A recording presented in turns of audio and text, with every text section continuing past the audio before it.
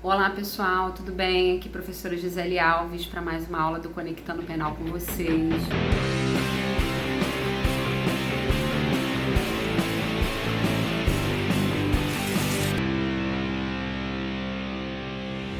Hoje a aula é de legislação penal extravagante.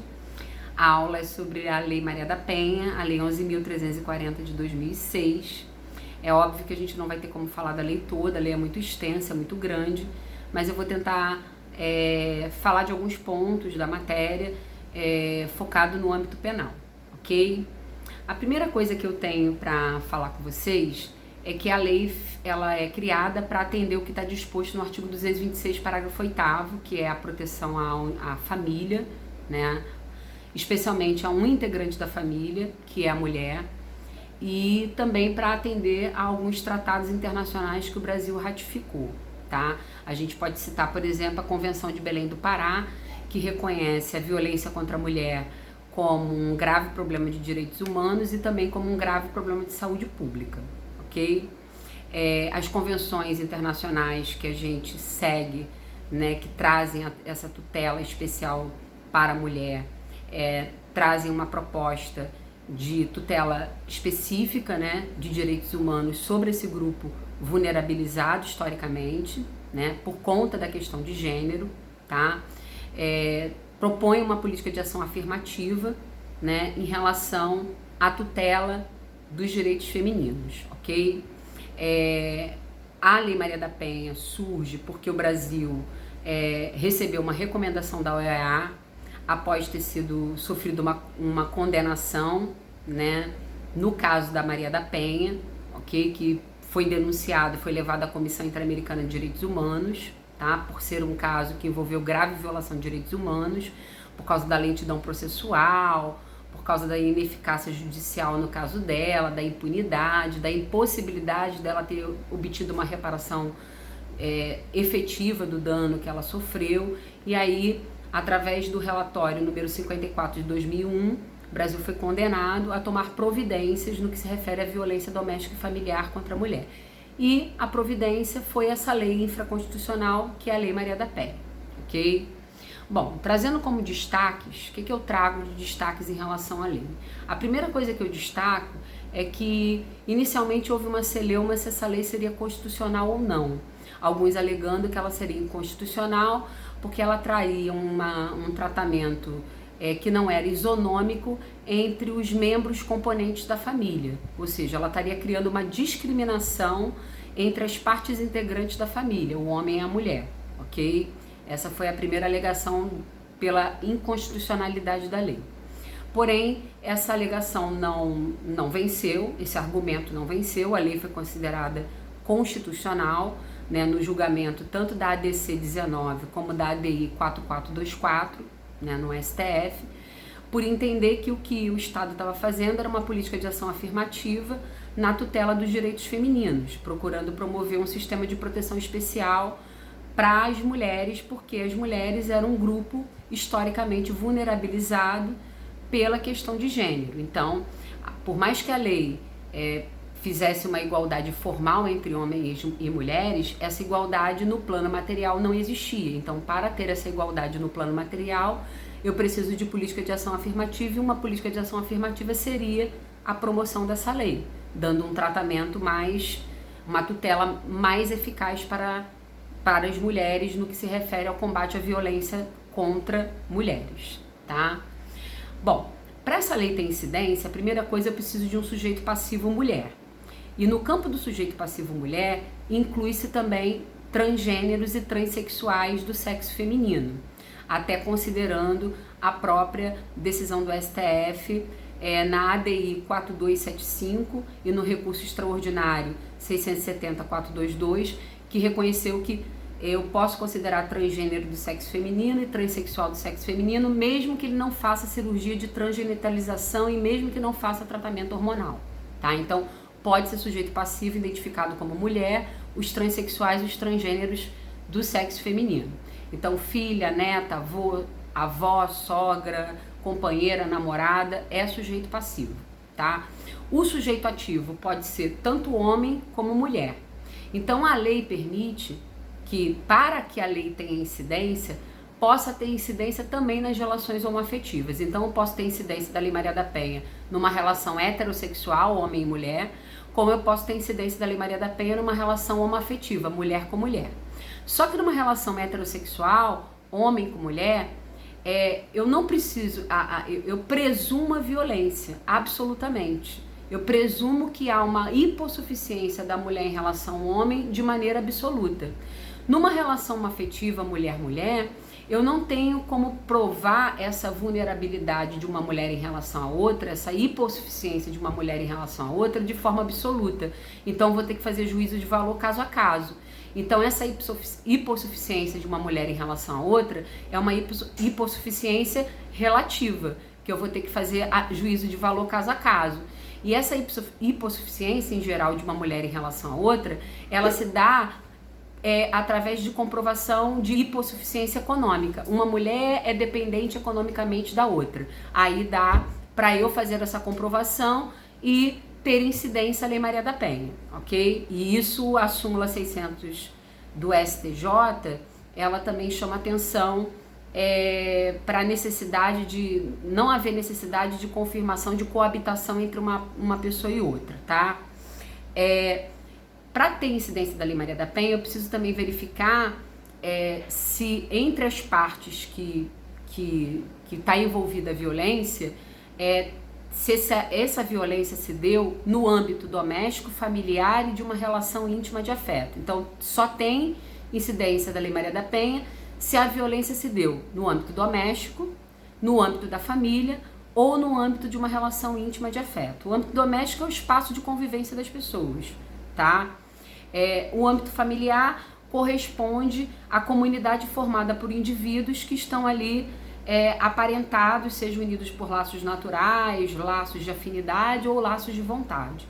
E relação íntima de afeto é a relação que o agressor tem com a vítima por convivência, tá? Convivência por ter convivido ou por conviver com ela. Agora, o parágrafo único do artigo 5º, o artigo 5º é o que fala de unidade doméstica, unidade familiar e relação íntima de afeto. No parágrafo único do artigo 5º, ele fala que não é necessário que essas relações pessoais elas existem independente de orientação sexual, que é o que eu já tinha falado, cabe em relação a uma afetiva também, tá? O artigo 7º fala das espécies de violência, tá? Quais são as espécies de violência que aparecem na Lei Maria da Penha? Violência física, violência psicológica, violência moral, violência sexual e violência patrimonial. Quando o legislador fala em violência psicológica, ele está se referindo também à violência da intimidade, tá?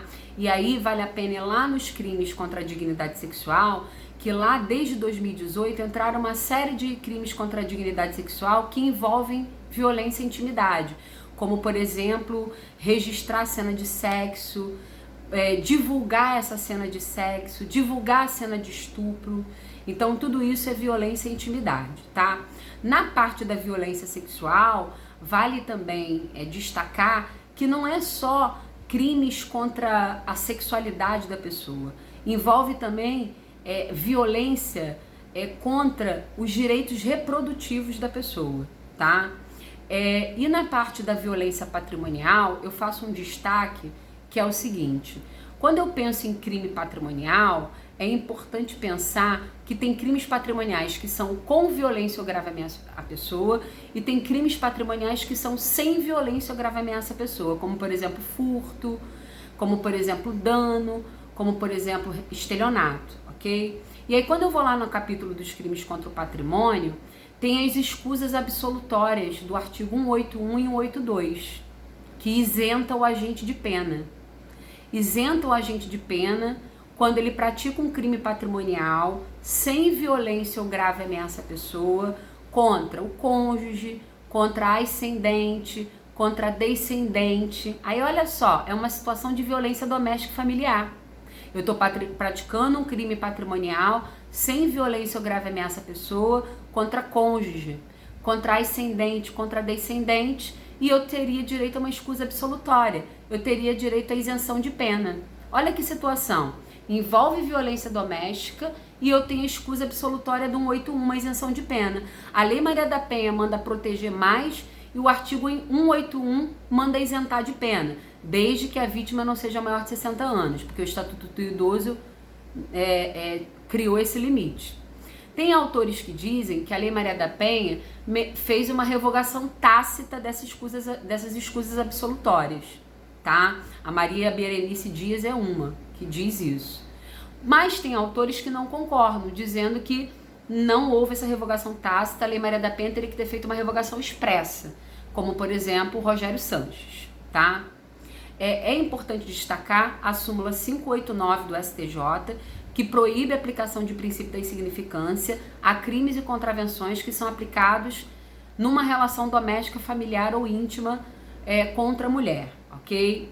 Vale destacar também a súmula 600 do STJ, que eu acho que eu já tinha falado, que diz que vai ter incidência da violência doméstica, da Maria da Penha, da Lei Maria da Penha, independente de ter coabitação ou não, tá? Faço um destaque para vocês do artigo 16 da Lei Maria da Penha. O artigo 14 criou os juizados de violência doméstica e familiar contra a mulher, tá? Para que todos os crimes que ocorram com violência doméstica e familiar contra a mulher sejam julgados nesses juizados, a não ser que naquela comarca não tenha, e aí vai ser de competência do juiz singular, tá? Que vai acumular essa competência.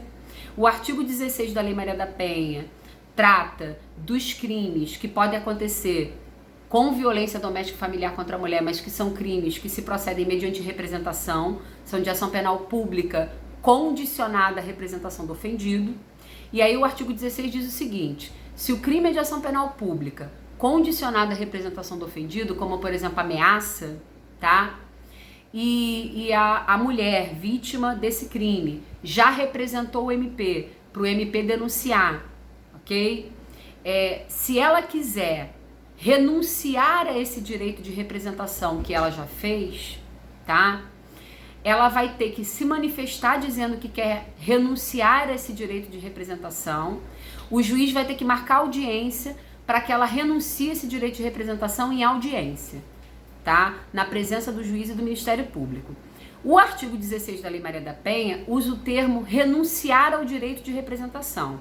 É um termo equivocado, porque o correto não é renúncia.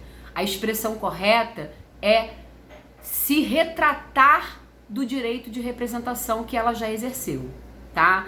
Então, caso ela já tenha representado, sendo um crime de ação penal pública condicionada à representação do ofendido, caso seja um crime de ação penal pública condicionada à representação do ofendido, ela já tenha feito a representação e ela queira se retratar do direito de representação, ela vai ter que fazer em audiência na presença do juiz e do Ministério Público, ok? Tem um enunciado do Fonavid, tá? Nesse assunto interessante, que é o enunciado 19. O que é o Fonavid? O Fonavid é o Fórum Nacional de Juízes de Juizado da Violência Doméstica e Familiar contra a Mulher, que diz que se ela não comparecer nessa audiência, vão dar prosseguimento ao feito. E tem muita gente que discorda, dizendo que se ela não comparece nessa audiência é porque ela não quer o feito, tá? E o enunciado 19 diz que vai dar prosseguimento ao feito, tá? Uma outra informação importante que envolve violência doméstica e familiar contra a mulher é com relação ao crime de lesão corporal leve, que é o crime do artigo 129, parágrafo 9º do Código Penal. Lesão corporal leve, com relação à ação penal desse crime. Porque se a lesão corporal é grave, gravíssima ou seguida de morte, pessoal, a ação penal, não há dúvida, é pública e incondicionada. Mas se a ação penal é de natureza leve, que é a do 129, parágrafo 9º, havia uma controvérsia porque a ação penal de uma lesão corporal leve, em regra, era ação penal pública condicionada à representação. E essa definição da ação penal estava na Lei de Juizados Especiais Criminais. Mas como a Lei Maria da Penha vedou as regras da Lei de Juizados Especiais Criminais em caso de violência doméstica e familiar contra a mulher, ficou uma dúvida de qual seria a ação penal, tá? Mas houve decisão do STF, do STJ, no sentido de que a ação penal da lesão corporal leve, em caso dessa lesão ser contra a mulher, numa relação doméstica familiar contra essa mulher, a ação vai ser pública incondicionada. E isso foi decidido a partir da ação direta de inconstitucionalidade 4424 do STF, que é a ação da lesão corporal leve, 129, parágrafo 9º, vai ser pública incondicionada. Isso também foi decidido na súmula 542 do STJ. A ação da lesão corporal leve, né, qualquer lesão corporal resultante de violência doméstica familiar contra a mulher é pública incondicionada, tá? Muitos juízes chegaram a não respeitar essa decisão, juízes de primeiro grau, e aconteceram algumas reclamações constitucionais junto ao STF por não ter sido respeitada essa decisão da ADI 4424 do STF, tá? Chamo a atenção de vocês também para a súmula 536 do STJ, que diz que não cabe suspensão condicional do processo e transação penal em casos de violência doméstica familiar contra a mulher que tem o rito da Lei Maria da Penha, tá? O artigo 17 da Lei Maria da Penha veda penas de cesta básica ou qualquer pena de prestação pecuniária ou qualquer substituição de pena privativa de liberdade por um pagamento isolado de pena de multa, tá? Não pode. Então, não pode uma pessoa que praticou qualquer crime que importe em violência doméstica familiar contra a mulher receber um pagamento de cesta básica ou uma pena de prestação pecuniária, que é uma pena restritiva de direitos, ou ter a sua pena privativa de liberdade substituída por um pagamento isolado de pena de multa. E aí vem o STJ e sumulou a súmula 588 do STJ, dizendo que a prática de crime ou de contravenção penal que tenha violência ou grave ameaça no ambiente doméstico, familiar, contra a mulher, impossibilita a substituição de PPL por qualquer pena restritiva de direitos. E aí, na minha opinião, essa súmula 588 do STJ, ela acabou ampliando o que o artigo 17 da Lei Maria da Penha fala. Porque até então o artigo 17 da Lei Maria da Penha não vedava todas as penas restritivas de direitos. Vedava a prestação pecuniária, vedava pagamento de multa isolado, mas não vedava todas as penas restritivas de direitos. E a súmula 588 do STJ está vedando todas as penas restritivas de direitos. E aí, na minha opinião, está dando uma interpretação além do que a Lei Maria da Penha dizia. Agora, sursis, que a suspensão condicional da pena do artigo 77 do Código Penal não está vedado, ok? As medidas protetivas de urgência estão no artigo 22, 23 e 24 da Lei Maria da Penha, tá? É importante saber que esse rol não é um rol taxativo, ele é um rol exemplificativo, tá? Pode ter outras medidas além dessas, inclusive a gente encontra lá no enunciado 30 do Fonavide a possibilidade de inclusão do agressor, de colocar o agressor em programas de tratamento de desintoxicação, de programas de tratamento de alcoolismo, e isso não aparecia entre as medidas protetivas, tá? Eu vou lá na lei, tem uma lei atual que alterou aí a Lei Maria da Penha, agora em 2019, tá? Rapidinho, 13.984 de 2019, alterou o artigo 22, que trata das medidas protetivas de urgência, e incluiu entre as medidas protetivas de urgência outras medidas, entre elas o comparecimento do agressor a programas de recuperação e reeducação e acompanhamento psicossocial do agressor por meio de atendimento individual e grupo de apoio. Isso está sendo muito interessante porque está muito ligado à ideia de justiça restaurativa, né? De colocar o agressor em grupos de apoio, em grupos focais, em grupos de atendimento, para ele refletir sobre o comportamento misógino, machista dele. Eu acho bastante interessante essas medidas, tá?